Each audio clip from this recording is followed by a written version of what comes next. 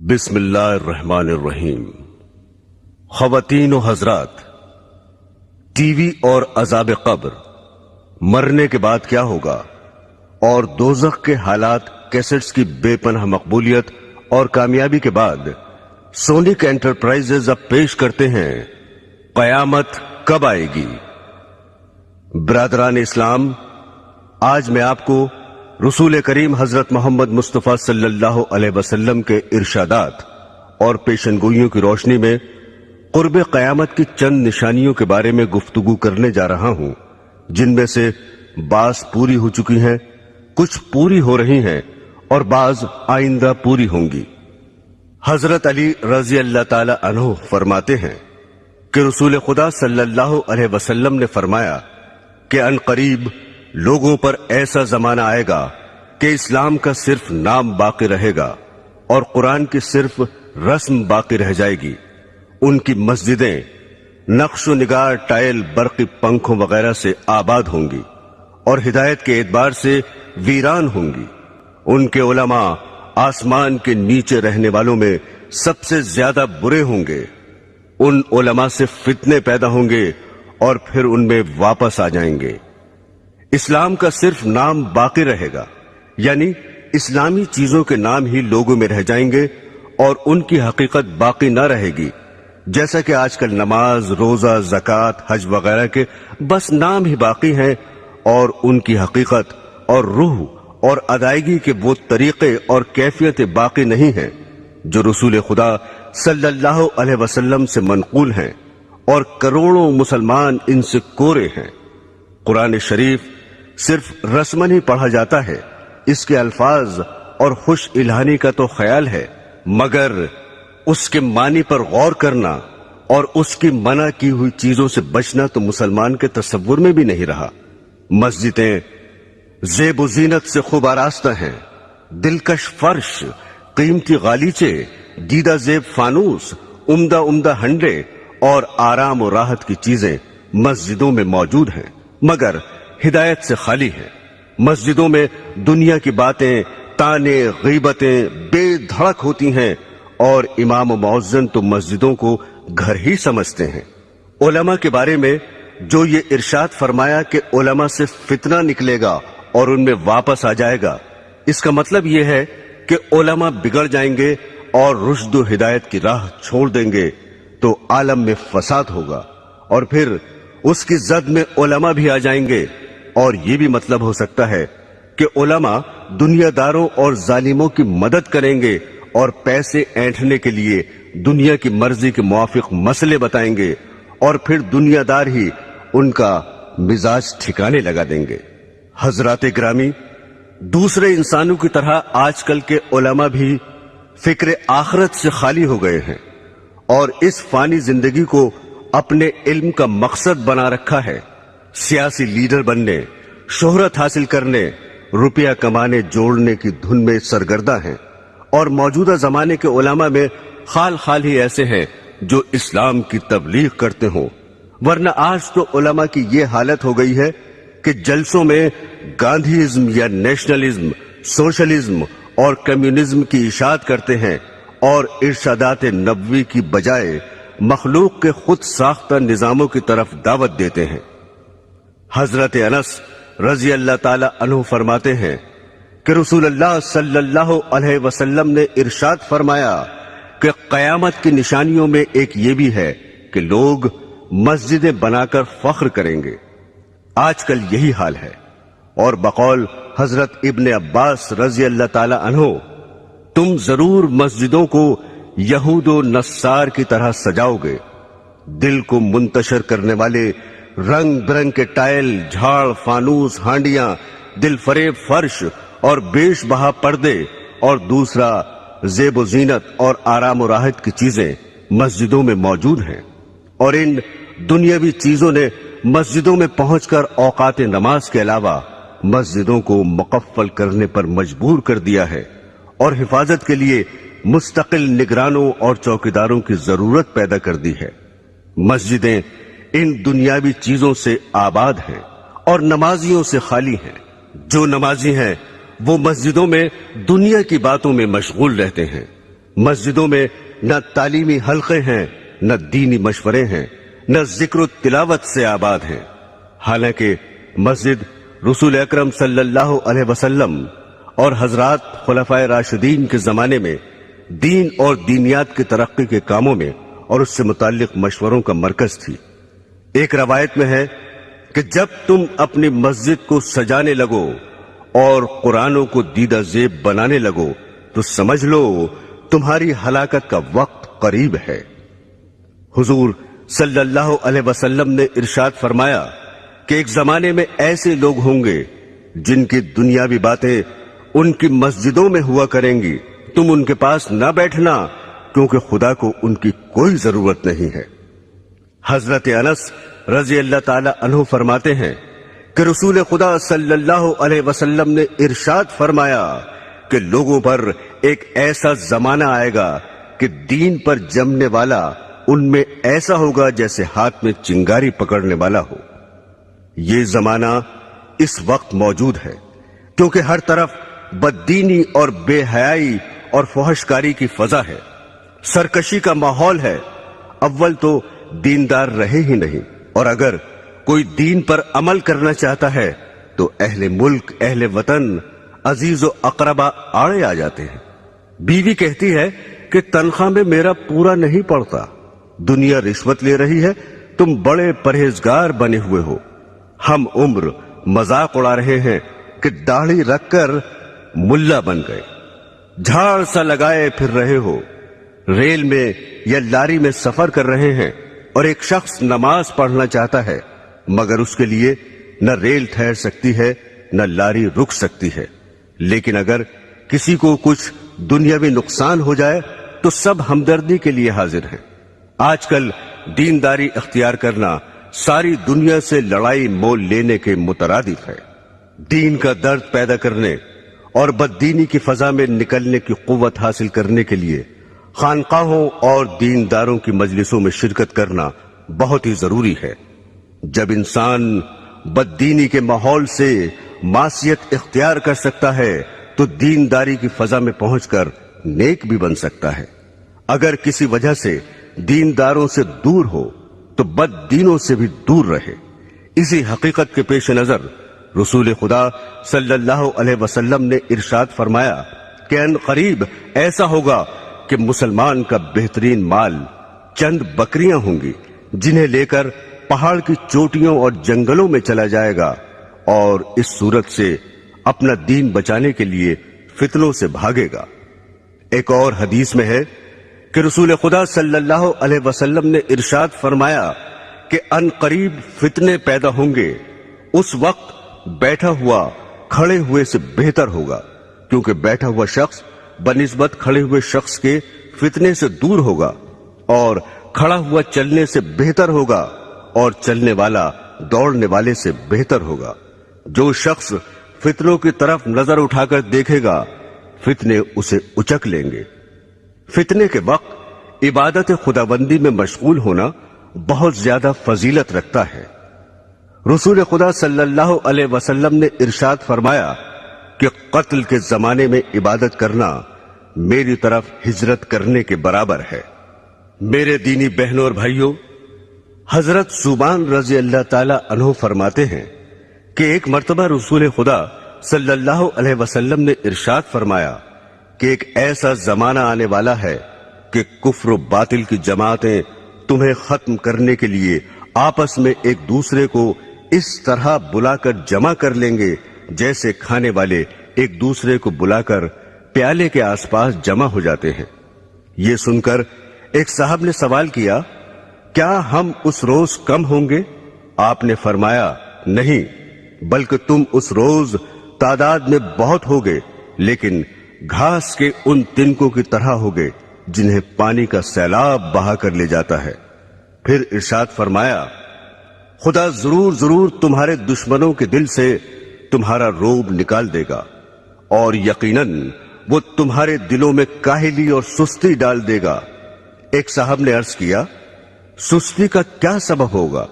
اس پر آپ نے ارشاد فرمایا کہ دنیا یعنی مال و دولت سے محبت کرنے لگو گے اور موت کو مکروہ سمجھو گے۔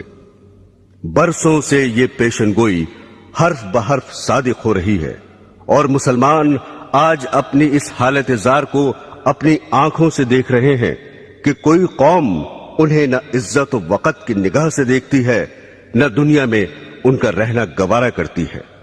ایک وہ بھی زمانہ تھا کہ دوسری قومیں اپنے اوپر مسلمانوں کو حکمراں دیکھنا چاہتی تھیں۔ ایک دور یہ ہے کہ غیر مسلم اقوام مسلمان کو اپنی قلم رو میں رکھنا بھی پسند نہیں کرتی۔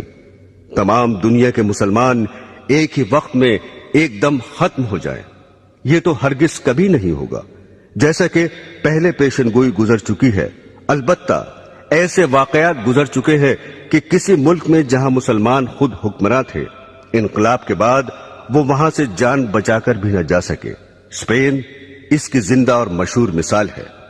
مسلمانوں کو آج ذلت و خواری کا منہ کیوں دیکھنا پڑ رہا ہے، اور کروڑوں کی تعداد میں ہوتے ہوئے بھی کیوں غیروں کی طرف تک رہے ہیں؟ اس کا جواب خود ہادی عالم صلی اللہ علیہ وسلم کے ارشاد میں موجود ہے کہ دنیا کی محبت اور موت کے خوف کے باعث یہ حال ہو رہا ہے۔ جب مسلمان دنیا کو محبوب نہ سمجھتے تھے اور جنت کے مقابلے میں جو موت کے بغیر نہیں مل سکتی، دنیا کی زندگی ان کی نظروں میں کچھ بھی حقیقت نہ رکھتی تھی، اس لیے وہ موت سے ڈرتے نہ تھے۔ حالانکہ تعداد میں کم تھے، لیکن دوسری قوموں پر حکمراں رہے اور اللہ کی راہ میں جہاد کر کے غیروں کے دلوں تک پر حکومت کرنے لگے۔ آج بھی جو ہمارا حال ہے ہم اسے خود بدل سکتے ہیں، بشرطے کہ پچھلے مسلمانوں کی طرح دنیا کو ذلیل اور موت کو عزیز از جان سمجھنے لگے، ورنہ ذلت اور بڑھتی ہی رہے گی۔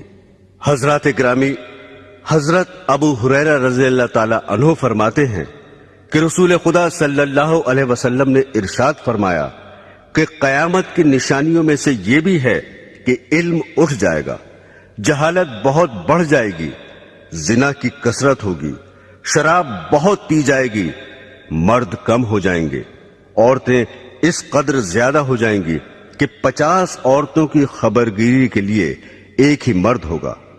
اس حدیث میں جو کچھ ارشاد فرمایا ہے اس وقت ہو بہو ہو رہا ہے۔ البتہ عورتوں کی ابھی اتنی زیادتی نہیں ہوئی جتنی اس حدیث میں درج ہے، مگر یورپ کی جنگیں ان قریب ہی اس پیشن گوئی کو سچا کر دکھانے والی ہیں۔ حضرت انس رضی اللہ تعالی عنہ فرماتے ہیں کہ رسول خدا صلی اللہ علیہ وسلم نے ارشاد فرمایا کہ قیامت اس وقت تک قائم نہ ہوگی جب تک کہ وقت جلدی جلدی نہ گزرنے لگے۔ پھر اس کی تشریح فرمائی کہ 1 سال 1 ماہ کے برابر ہوگا، اور 1 ماہ 1 ہفتے کے برابر ہوگا، اور 1 ہفتہ 1 دن کے برابر ہوگا، اور 1 دن 1 گھڑی کے برابر ہوگا، اور 1 گھڑی ایسے گزر جائے گی جس طرح آگ کا شعلہ یکا یک بھڑک کر ختم ہو جاتا ہے۔ برادران اسلام، قرب قیامت کی نشانیوں میں سے یہ بھی ہے کہ سود عام ہوگا اور حلال و حرام کا خیال نہ کیا جائے گا۔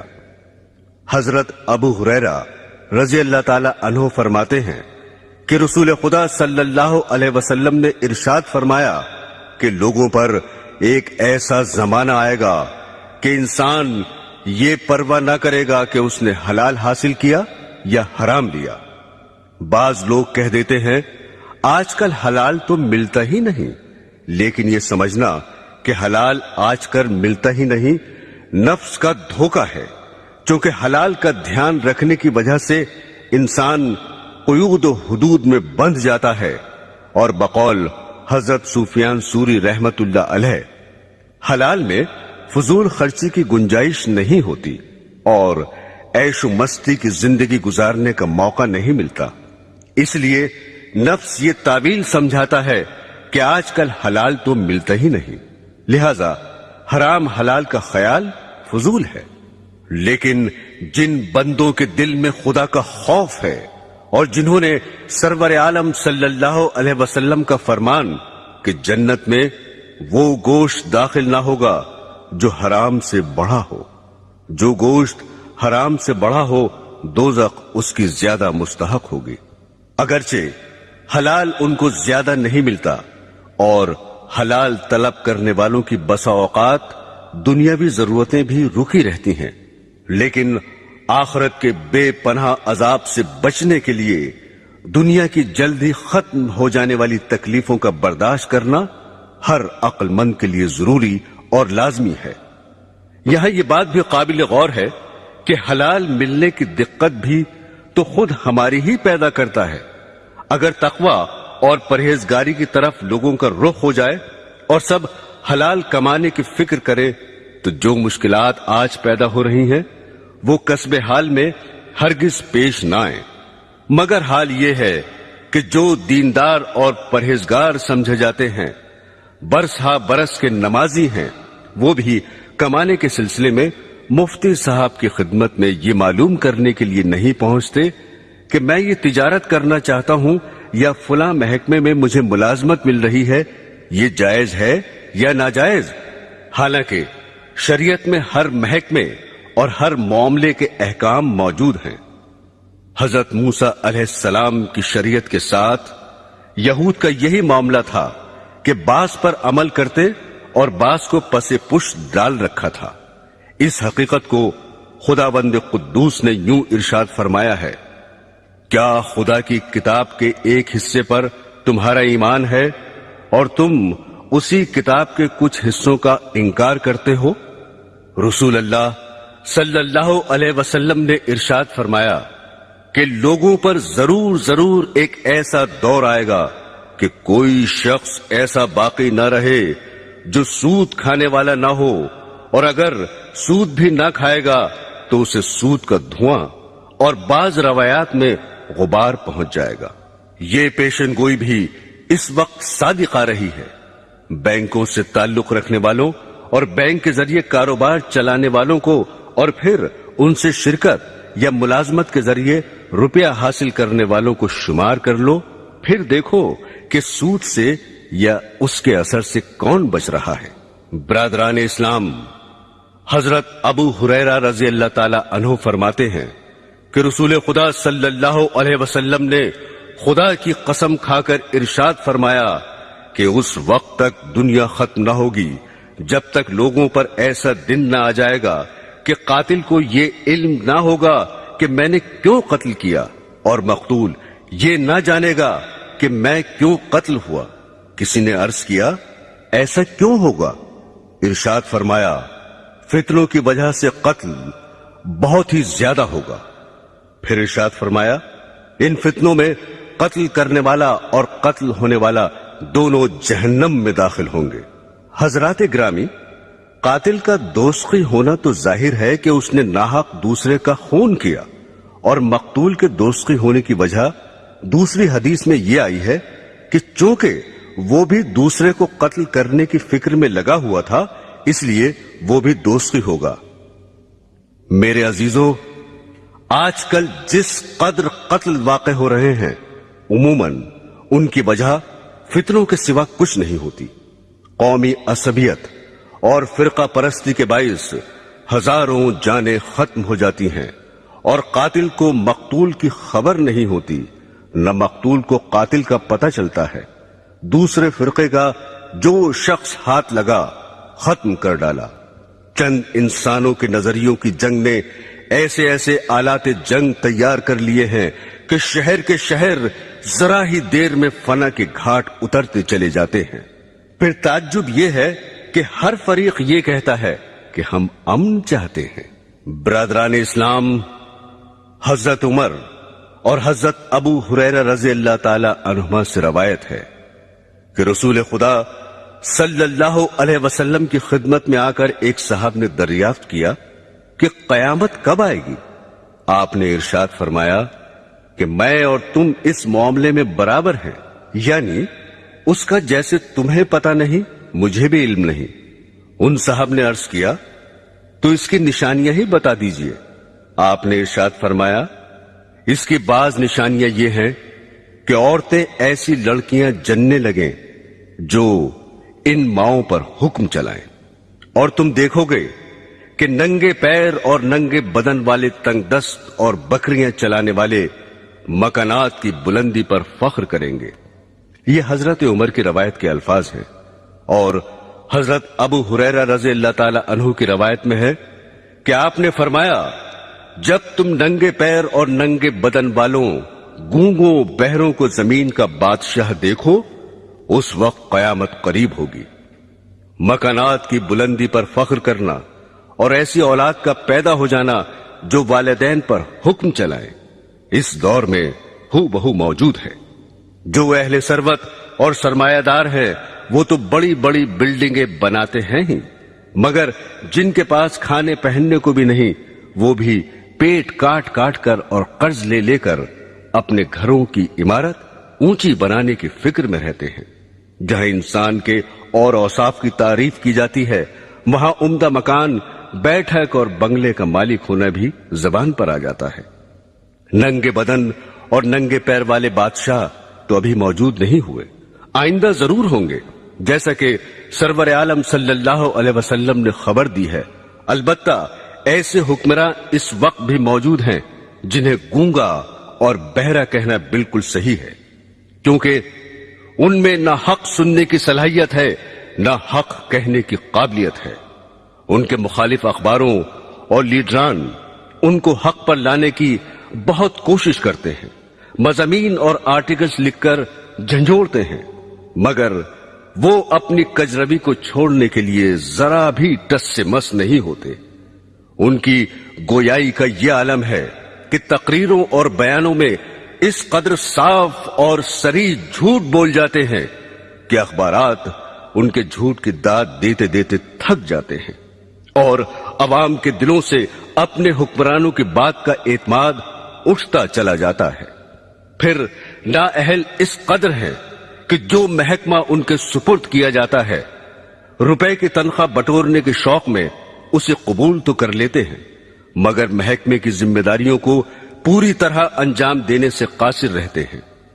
بخاری شریف میں ہے کہ رسول خدا صلی اللہ علیہ وسلم کی خدمت میں حاضر ہو کر ایک دیہاتی نے سوال کیا کہ قیامت کب آئے گی؟ آپ نے ارشاد فرمایا، جب امانت داری جاتی رہے تو قیامت کا انتظار کرنا۔ سائل نے دوبارہ دریافت کیا کہ امانت داری کیسے ضائع ہوگی؟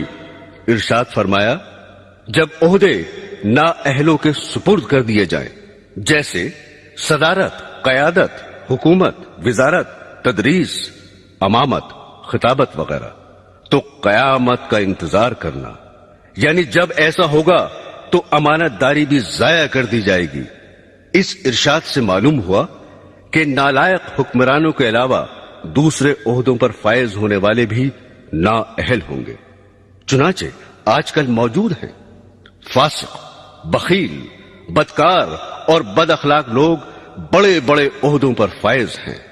جو لوگ معزز اور اہل عقل سمجھے جاتے ہیں، دولت و ثروت کی وجہ سے انہیں بڑا آدمی کہا جاتا ہے۔ ان کے افعال و کردار بسا اوقات اخباروں میں شائع ہوتے ہیں، تو پتہ چلتا ہے کہ اس دور کے بڑوں کی بدکاری کس درجہ بڑھی ہوئی ہے۔ اور سید عالم صلی اللہ علیہ وسلم کا ارشاد گرامی، اس وقت تک قیامت قائم نہ ہوگی جب تک دنیا کا سب سے زیادہ حصہ ایسے شخص کو نہ مل جائے جو خود بھی کمینہ ہوگا اور اس کا باپ بھی کمینہ ہوگا۔ جلد ہی دنیا پر صادق آنے والا ہے۔ اس وقت انسانوں میں بلند اخلاق والے انسان بہت ہی کم ہیں، اور وہ وقت موجود ہے جس کا بخاری شریف میں ذکر ہے کہ رسول خدا صلی اللہ علیہ وسلم نے ارشاد فرمایا کہ لوگ یکے بعد دیگرے ختم ہوتے جائیں گے اور بیکار لوگ رہ جائیں گے، جیسے ردی، جو یا کھجور کا کوڑا رہ جاتا ہے، خدا ان کی ذرا پرواہ نہ کرے گا۔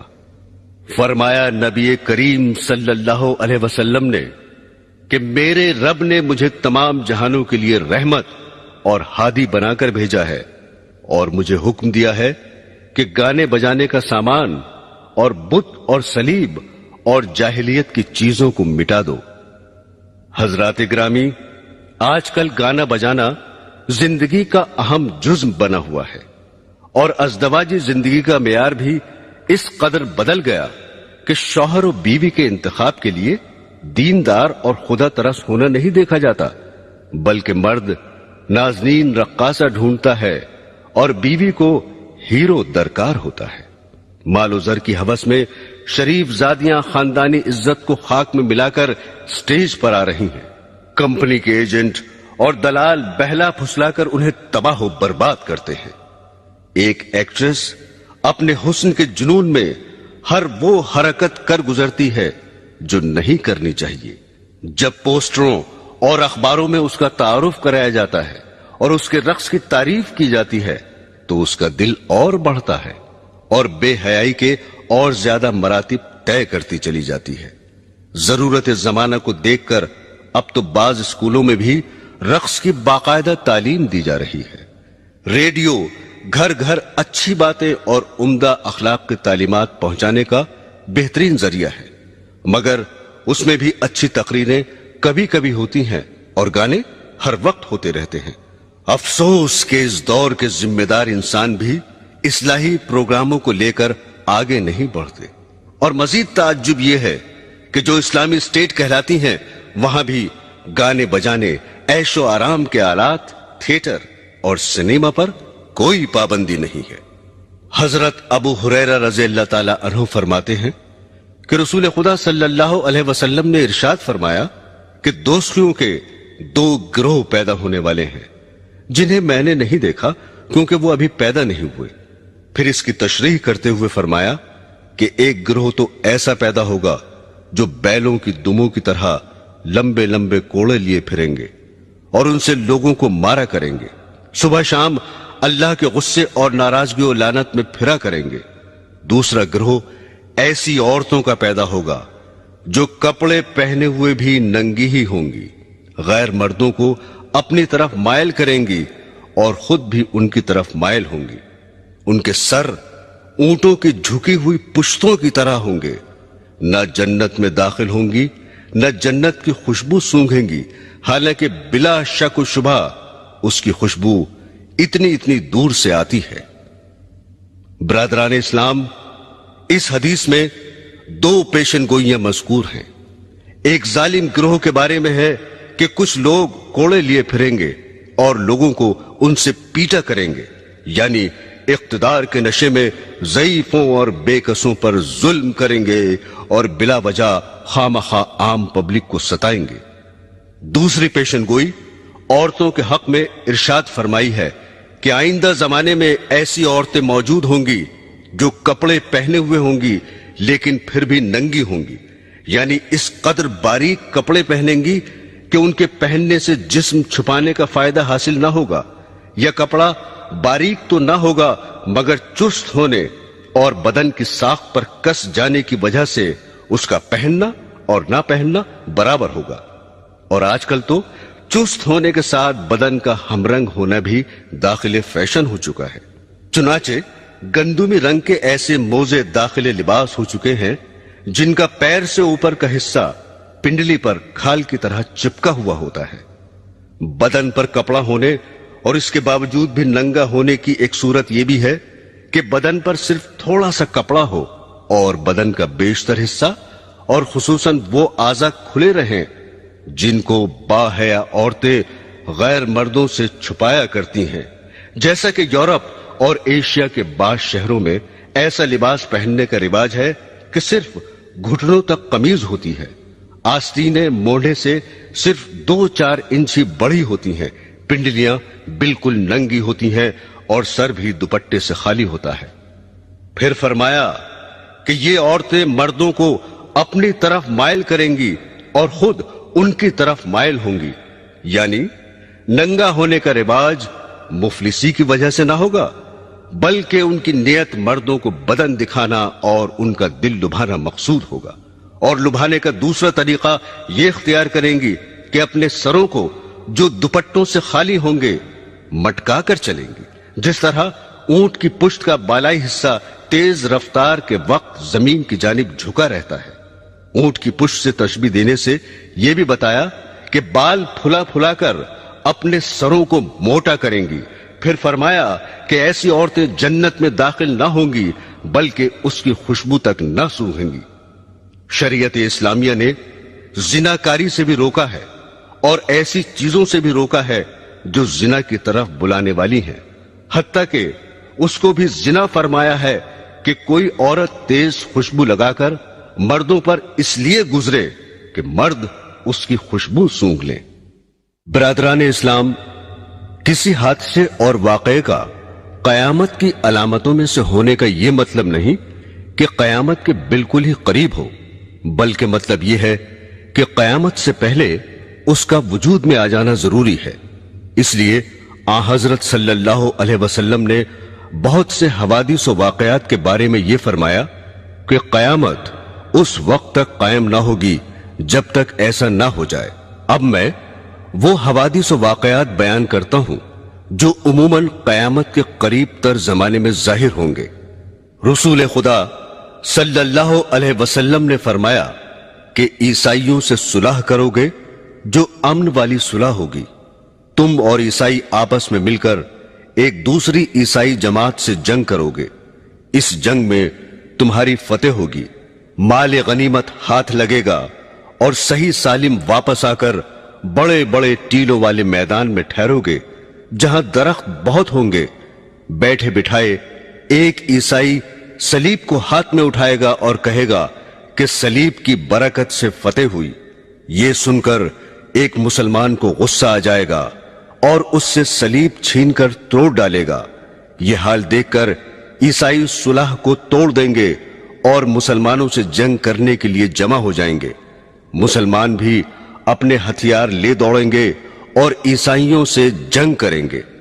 इस जंग में मुसलमानों का बादशाह शहीद हो जाएगा और दूसरे मुल्कों की तरह मुल्क शाम में भी ईसाइयों की हुकूमत हो जाएगी और जिस ईसाई जमात से मुसलमानों के साथ मिलकर पहले जंग की थी उससे अब ये ईसाई सुलह कर लेंगे। इस जंग में जो मुसलमान बचेंगे वो मदीने में चले जाएंगे और खैबर के करीब तक ईसाइयों की हुकूमत हो जाएगी। हजरात ग्रामी, जब मुसलमान हर तरफ से घिर जाएंगे और उनकी हुकूमत सिर्फ मदीना मुनव्वरा से खैबर तक रह जाएगी तो वो हजरत इमाम मेहदी अलैहिस्सलाम की तलाश में लग जाएंगे। हजरत इमाम मेहदी अलैहिस्सलाम उस वक्त मदीने में होंगे और इमामत का बार उठाने से बचने के लिए मक्का मुकर्रमा चले जाएंगे। मक्का के बाज बाशिंदे उन्हें पहचान लेंगे और उनके पास आकर मकान से उन्हें बाहर लाएंगे और उनसे जबरदस्ती बैत यानी खिलाफत कर लेंगे, हालांकि वो दिल से ना चाहते होंगे। ये बैत मकाम इब्राहिम और हजर अस्वद के दरमियान होगी। गालिबन हजरत इमाम को तवाफ करते हुए बैत पर मजबूर किया जाएगा। जब हजरत इमाम मेहदी अलैहिस्सलाम की खिलाफत की खबर मशहूर होगी तो मुल्क शाम से एक लश्कर आपसे जंग करने के लिए चलेगा और आपके लश्कर तक पहुंचने से पहले ही मकाम बेदा में जो मक्का और मदीना के दरमियान है जमीन में धंसा दिया जाएगा। इस वाक़े की खबर सुनकर शाम के अब्दाल और इराक के परहेजगार लोग आपकी खिदमत में पहुंच जाएंगे। आपके मुकाबले के लिए एक कुरैशी नस्ल शख्स कबीला बनी कल्ब के मर्दों का एक लश्कर भेजेगा। कबीला बनी कल्ब में उस शख्स की ननिहाल होगी। उस कबीले से हजरत मेहदी अलैहिस्सलाम का लश्कर जंग करेगा और गालिब रहेगा। हजरत इमाम मेहदी अलैहिस्सलाम के ज़ुहूर के बारे में रसूलुल्लाह सल्लल्लाहु अलैहि वसल्लम ने फरमाया कि इस उम्मत पर एक जबरदस्त मुसीबत आएगी और इंसान जुल्म से बचने के लिए कोई पनाह की जगह ना पाएगा। उस वक्त खुदा मेरी नस्ल और मेरे खानदान में से एक शख्स पैदा फरमाएगा और उसके जरिए जमीन को अदल और इंसाफ से भर देगा, जिस तरह कि वो उससे पहले जुल्म और ज्यादती से भरी हुई होगी। यानी उनसे पहले लोगों में अदल और इंसाफ नाम को ना होगा, हर जगह जुल्म ही जुल्म छाया होगा और उनके आने पर सारी दुनिया इंसाफ से भर जाएगी। फिर फरमाया कि उनके अदल से आसमान वाले और जमीन वाले सब राजी होंगे और اس زمانے کی نیکیوں اور عدل و انصاف کا یہ نتیجہ ہوگا کہ آسمان ذرا سا پانی بھی برسائے بغیر نہ چھوڑے گا اور خوب موسلادھار بارشیں ہوں گی. زمین بھی اپنے اندر سے تمام پھل پھول غلے اور ترکاریاں اگا دے گی، حتیٰ کہ اس قدر ارزانی اور غذاؤں کی بہتات ہوگی کہ زندہ لوگ مردوں کی تمنا کرنے لگیں گے کہ کاش ہمارے دوست احباب عزیز اور اقربا بھی زندہ ہو جاتے تو اس عیش اور خوشی کے زمانے کو دیکھ لیتے. حضرت امام مہدی علیہ السلام کے زمانے میں مال اس قدر کثیر ہوگا کہ ان سے اگر کوئی مال طلب کرے گا تو لپ بھر بھر کر اس کے کپڑے میں اتنا ڈال دیں گے جتنا وہ اٹھا کر لے جا سکے گا. ابو داؤد شریف کی ایک روایت میں ہے کہ مہدی علیہ السلام نبی اکرم صلی اللہ علیہ وسلم کے طریق زندگی پر چلیں گے اور ان کے زمانے میں ساری زمین پر اسلام ہی اسلام ہوگا. حضرت مہدی علیہ السلام 7 برس حکومت کریں گے، پھر وفات پا جائیں گے اور مسلمان ان کی نماز جنازہ پڑھیں گے. برادران اسلام، حضرت مہدی علیہ السلام کو کفار سے کئی جنگیں کرنی پڑیں گی. حضرت مکہ سے چل کر مدینہ تشریف لے جائیں گے اور سید